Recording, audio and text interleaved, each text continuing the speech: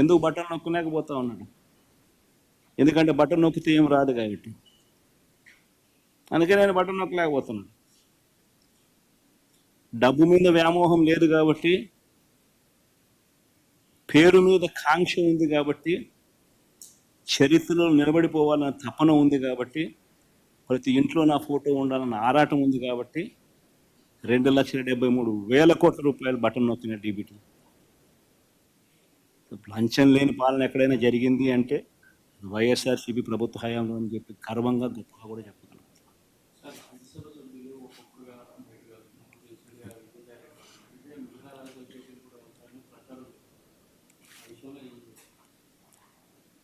Basically ఒకటి గుర్తుపెట్టుకోవాలి,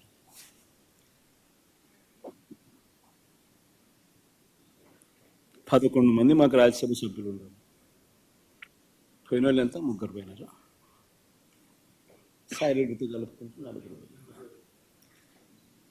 4 basically పోయే ప్రతి ఒక్కరికి కూడా నేను ఒకటే మాటే చెప్తా, రాజకీయాలలో ఉన్నప్పుడు క్యారెక్టర్ ఉన్నాను, క్రెడిబిలిటీ అనే పదానికి అర్థం తెలిసిందా. రాజకీయాలలో ఉన్నప్పుడు కాలర్ ఎగరేసుకొని చెప్పాలి, పలానోడు మా నాయకుడు అని. అది ముఖ్యమంత్రి అయినా సరే, ఎమ్మెల్యే ఎంపీ అలాంటి ఆయనైనా సరే, ఎమ్మెల్యే అయినా ఇలాంటి అయినా సరే, ఎవరి గురించి అయినా కానీ ఇట్లా గొప్పగా చెప్తాం.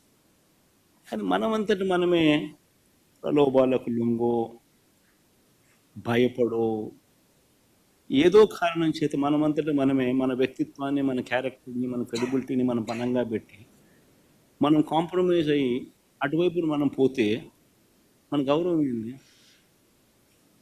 మన వాల్యూ ఏంది, మన క్యారెక్టర్ ఏంది, మన క్రెడిబిలిటీ ఏంది? ప్రతి ఒక్కరూ రాజకీయాల్లో ఉన్నప్పుడు ఆలోచన చేసుకోవాలి. ఈ కష్టం అనేది ఎల్లకాలం ఉండదు. డెమోక్రసీ అంటేనే 5 years, మ్యాక్సిమం నీకున్న కష్టకాలం 5 years. 5 years if you can just hold on, then your time will come. One should always have the patience, always have the character and credibility within ourselves to stand up. అది సాయి రెడ్డికైనా అంతే, పోయిన 3 ఎంపీలకైనా అంతే. ఒకవేళ నువ్వు చెప్తా అన్నట్టు ఇంకా ఒకడో అరో ఇంకా పోయే కార్యక్రమం జరిగితే వాళ్ళకైనా ఇంతే. ఒకటి చెప్తా ఉన్నా, వైఎస్ఆర్సీపీ ఈరోజు ఉంది అని అంటే అది వీళ్ళందరి వల్ల లేదు. వైఎస్ఆర్సీపీ ఈరోజు ఉంది అని అంటే దేవుడి దయ, ప్రజల ఆశీస్సుల వల్ల వైఎస్ఆర్సీపీ ఈరోజు ఉంది. ఒక లీడర్గా మనం ప్రవర్తించే తీరు తలెత్తుకునే విధంగా ఉండేట్టుగా ఎప్పటికీ ఉంటే ప్రజలు ఎప్పుడూ ఆశీర్వదిస్తారు.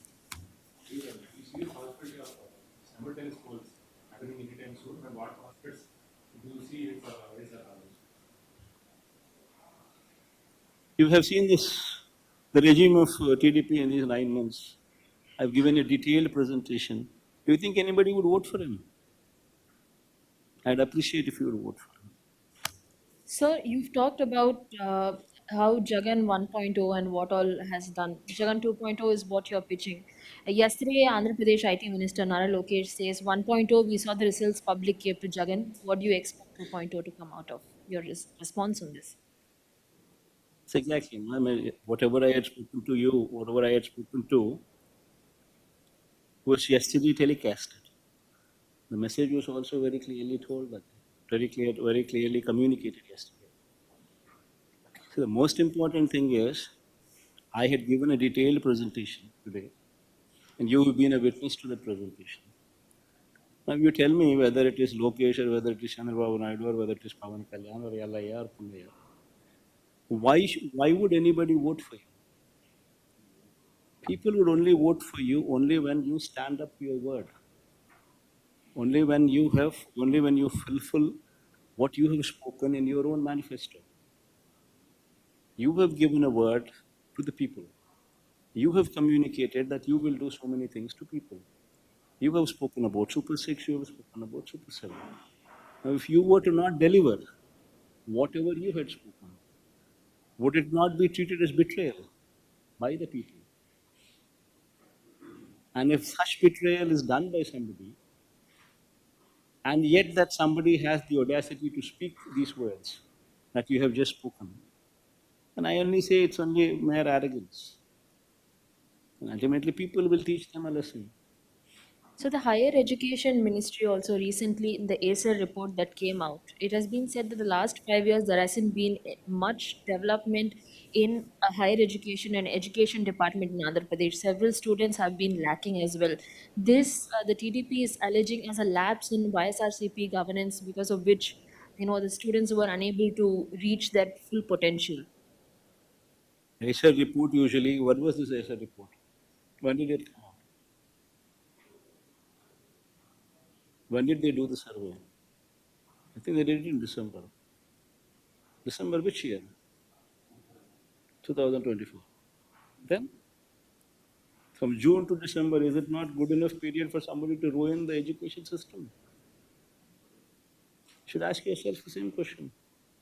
What I just spoke about, just recent, what I just spoke about some time back, you have successfully ruined the TOEFL classes, which was a part of your education curriculum.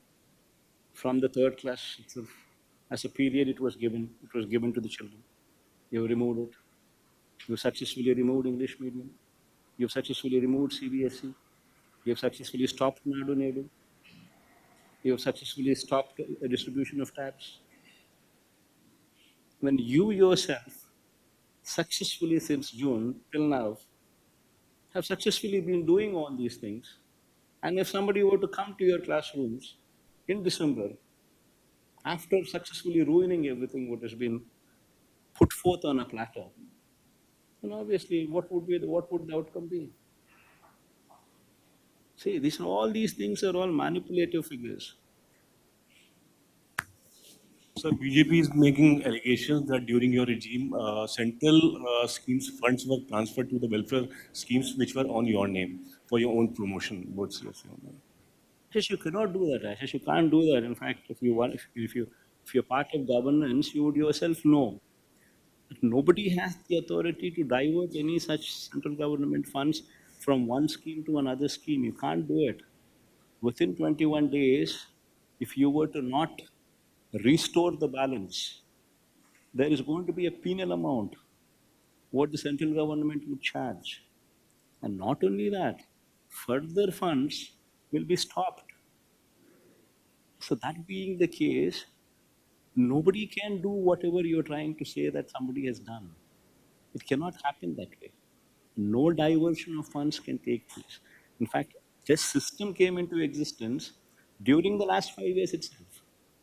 Seeing what Chandrababu Naidu has done. One last question. JDU and TDP are key alliance partner of NDA, and hence Bihar has got quite a lot in the bucket during the union budget. Andhra did not. So what's your say on that? Do you think it's injustice? That's exactly what I spoke about. No? See, Chandrababu Naidu does not have the sincerity to prevail upon central government to get whatever the state is due.